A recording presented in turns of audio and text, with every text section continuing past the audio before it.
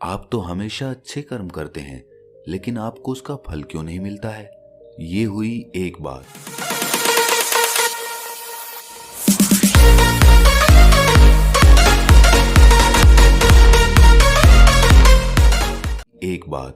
दूसरी बात, मैं किसी का बुरा करना तो नहीं चाहता था, लेकिन अनजाने में ही मुझसे ये गलती हो गई, तो इसका प्रायश्चित मैं कैसे करूं?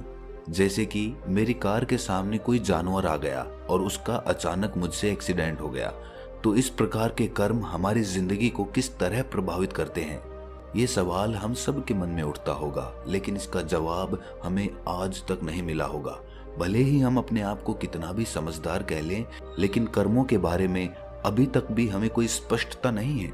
भगवत गीता का एक बहुत ही प्रसिद्ध श्लोक है कि जैसा कर्म करोगे वैसा ही फल पाओगे। लेकिन अगर ये सत्य है तो हमें हमारे अच्छे कर्मों का फल क्यों नहीं मिलता? आज मैं आपको कर्म के बारे में कुछ ऐसे सूत्र बताने वाला हूँ जिससे आपको एक स्पष्टता मिलेगी। इससे पहले कि हम सूत्रों को समझना शुरू करें, इस चैनल को सब्सक्राइब जरूर कर लें, क्योंकि इस चैनल में आपको बहुत ही ज्ञानवर्धक ज्ञान मिलता है। पहला सूत्र आपने बहुत बार सुना होगा, लेकिन आज आप उस सूत्र को पूरी तरह से समझ जाएंगे। पहला सूत्र है, कर्म करो, फल की चिंता मत करो। अगर आप कर्मों का हिसाब लगाने बैठेंगे तो आप कभी समझ ही नहीं पाएंगे कि आपको जो मिला है वो आपके किस अच्छे कर्म का परिणाम है, या फिर आपके साथ कुछ गलत हुआ है तो वो आपके किस बुरे कर्म का परिणाम है। अगर ये सच है कि अच्छे कर्म करोगे तो अच्छा फल मिलेगा और बुरे कर्म करोगे तो बुरा फल मिलेगा, हमें क्यों पता नहीं चलता कि हमारे किस कर्म का फल हमें क्या मिला? इस शंका को दूर करने के लिए हमने एक विश्लेषण किया। हमने आत्ममंथन करके पाया कि मान लीजिए अगर प्रकृति की व्यवस्था ऐसी होती कि हम अच्छे कर्म करते तो तत्क्षण हमें अच्छे फल मिल जाते। मान लीजिए कि हमने किसी की मदद की और हमें उसका तत्क्षण परिणाम भी दिखाई पड़ गया, मतलब हमारे मन को दिखाई पड़ गया कि अच्छा कर्म किया तो मुझे अच्छा फल मिला। अगर मनुष्य को ऐसा दिखाई पड़ जाता है तो धरती से तो पूरी बुराई ही खत्म हो जाएगी। फिर कौन बुरे कर्म करेगा जब उसे दिखाई पड़ जाएगा कि बुरे कर्म का क्या नतीजा होता है? चलिए अब इसी बात को और गहराई से समझते हैं। अब पूरी की पूरी धरती ऐसे मनुष्यों से भर चुकी है जो ये देख चुके हैं कि अच्छे कर्मों का नतीजा अच्छा ही होता है, और सब लोग अच्छे कर्म करने लग गए हैं। जब भी आप कोई कर्म करेंगे उसका फल निश्चित हो जाएगा। आपको पता चल जाएगा कि मैंने ये कर्म किया तो मुझे ये फल मिला, और इसीलिए इसमें जीवन का रस खत्म हो जाता है। जब भी जीवन में निश्चितता आ जाती है, सिक्योरिटी आ जाती है, तो जीवन में क्या उमंग रह जाएगी, क्या जोश रह जाएगा? हम किसी भी चीज के लिए तभी प्रयास करते हैं जब हमें पता होता है कि ये चीज हमें मिलेगी या नहीं मिलेगी।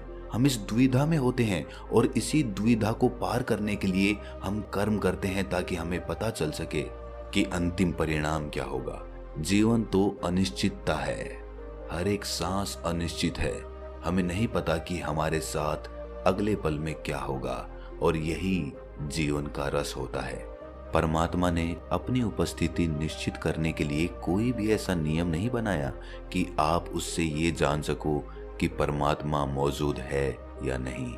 उसे तो खुद खोजना पड़ता है। कर्म के फल की चिंता में मन इतना उलझ जाता है कि उस कर्म की सार्थकता ही खत्म हो जाती है, उसमें टोटलिटी खत्म हो जाती है। इंसान पूरी तरह से पूरे चित्त को शामिल करके उस कर्म को नहीं कर पाता, क्योंकि उसके मन को उस कर्म के फल के विचारों ने घेरा हुआ है। इसीलिए वो कर्म अपनी टोटलिटी में नहीं हो पाता, हम पूरे चित्त के साथ उसको नहीं कर पाते। और यही सबसे बड़ा कारण होता है कि हमारे ज्यादातर कर्म असफल हो जाते हैं। जब आप अपना चित्त और ध्यान पूरा उस कर्म को करने में लगा देते हैं, उसकी भविष्य की योजनाओं में नहीं लगाते, उसकी चिंताओं में नहीं लगाते, तो आप उस कर्म को टोटलिटी में करते हैं, उस काम को परिपूर्ण होके करते हैं, तो उस काम के सार्थक होने की भी संभावना बढ़ जाती है। दूसरा सूत्र है, अनजाने में हुए बुरे कर्म से अपने चित्त को साफ रखें, उसकी छाप अपने मन पे ना पड़ने दें, उससे अपना मन मैला ना करें। जब भी हमसे अनजाने में कोई गलती हो जाती है, जैसा कि हमारी कार के सामने कोई जानवर आ जाता है और उसका एक्सीडेंट हो जाता है, तो ऐसे में वो कर्म हमने अनजाने में किया है, हमने योजना से बना के नहीं किया, लेकिन एक करुणावान आदमी का हृदय ऐसे एक्सीडेंट के बाद करुणा से भर जाता है। उसका हृदय बड़ा ही दुखी हो जाता है, और होना भी चाहिए, क्योंकि करुणा इंसान का सबसे बड़ा गुण होता है। जिस इंसान में करुणा का भाव नहीं है, उसने परमात्मा की तरफ अपना पहला कदम भी नहीं बढ़ाया।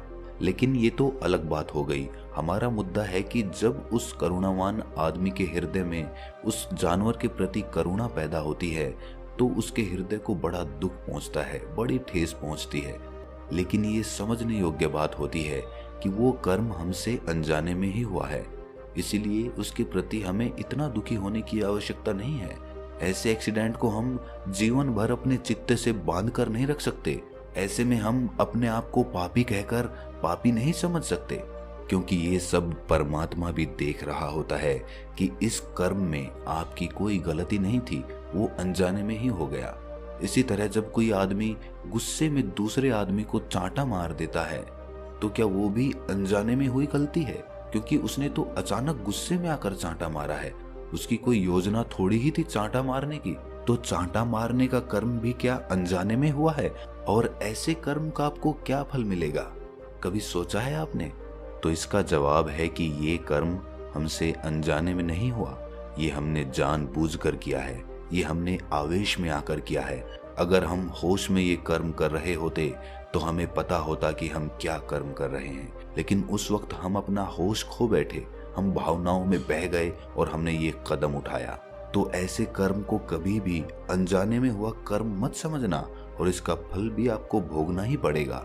जिस आदमी के साथ भी आपकी हाथापाई हुई, आपने किसी को मारा, उसके प्रति उसके चित्त से आप जीवन भर के लिए दूर हो जाएंगे, या फिर आपकी उससे दुश्मनी हो जाएगी और भविष्य में आपको उसका परिणाम भोगना पड़ेगा। जो लोग जानबूझकर दूसरों को हानि पहुंचाते हैं, वो भले ही आज सुख से अपना जीवन जी रहे हों, लेकिन भविष्य में कभी ना कभी उन्हें अपने कर्मों का भोग पूरा करना ही होगा। तो दूसरा सूत्र भी आप समझ चुके हैं कि अनजाने में हुए गलत काम हमें अपने चित्त से नहीं बांधने चाहिए। तीसरा सूत्र उन लोगों के लिए है जिन्होंने जीवन में किसी का बुरा नहीं किया, लेकिन फिर भी उनके साथ बुरा होता जा रहा है। धार्मिक हिंदू ग्रंथों में लिखा हुआ है कि मनुष्य मरने के बाद दूसरा जन्म ले लेता है, और इस कर्म के जो कर्म होते हैं वो हमें अगले जन्म में भी भोगने पड़ते हैं।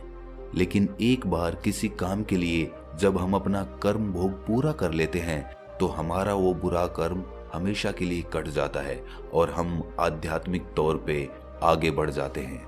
हिंदू ग्रंथों में कहा गया है कि मनुष्य को मुक्ति के लिए 10 लाख वर्षों तक जन्म लेते रहना पड़ेगा, और जब तक हमारे सारे कर्म कट नहीं जाते तब तक हमारे लिए कोई मुक्ति नहीं है। ये मैं नहीं कहता, ये धार्मिक हिंदू ग्रंथों का कहना है। ये सच है या नहीं, इस बात पर चर्चा करना बेवकूफ़ी होगी, लेकिन एक शिक्षा जो हम इन ग्रंथों से ले सकते हैं वो ये है कि अगर ऐसा है कि हमें अपने पिछले जन्मों के कर्म इस जन्म में भोगने पड़ रहे हैं, तो हम अपने चित्त को ये समझाकर शांत कर सकते हैं, ये दुविधा दूर कर सकते हैं कि हमारे साथ अच्छे कर्म करते हुए भी बुरा क्यों हो रहा है। अब हमें पता है कि हमें पिछले जन्मों के कर्म इस जन्म में भोगने पड़ रहे हैं, तो ये इस जन्म के कर्म नहीं है, ये पिछले जन्मों का है, और जो हम अभी कर रहे हैं उसका परिणाम हमें भविष्य में मिलेगा। तो इस विचार मात्र से आपको अपने तमाम दुखों से निजात मिल सकती है। आप अपने आप से शिकायत नहीं करेंगे कि आप अच्छे कर्म करते हैं तो भी आपको बुरा परिणाम क्यों मिलता है, क्योंकि अब आप कर्मों को पूरी तरह से समझ चुके हैं। आखिर में एक बात कहना चाहता हूँ कि जो भी कर्म करो उसे पूरे होश में करो, उसे पूरे जागरूक होकर करो, तभी वो काम सफल हो पाएगा। उस काम के सफल होने की संभावनाएं बढ़ जाएंगी। कर्मों के 3 सूत्र। पहला, जैसा कर्म करोगे वैसा फल पाओगे। दूसरा, अनजाने में हुए बुरे कर्म हमें अपने चित्त से नहीं बांधने हैं, उससे हमें दुखी नहीं होना है। और तीसरा, जिस हालात में हम आज हैं वो हमारे अतीत के कर्मों की वजह से है। तो दोस्तों, कैसा लगा ये वक्तव्य आपको? कमेंट सेक्शन में ज़रूर बताना, और आपको कर्मों के बारे में कोई भी सवाल हो तो कमेंट सेक्शन में ज़रूर पूछना। तो मिलते हैं अगली कहानी में, तब तक के लिए अपना ख्याल रखें।